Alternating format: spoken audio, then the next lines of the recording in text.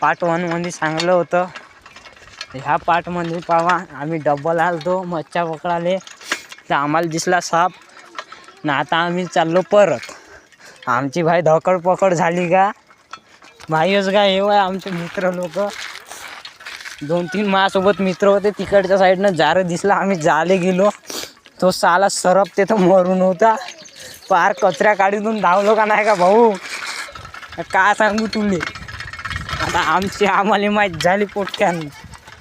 म्हणून म्हणतो मच्छा पकडायला जाताना सावधान राहत जावा बराबर.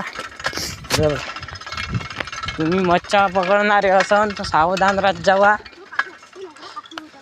कुठं कासव होता तिथं, आता आमच्या समोरच येतो कोणता कासव. भेटू पुढच्या पार्टला. लाईक करा ना सबस्क्राईब करा.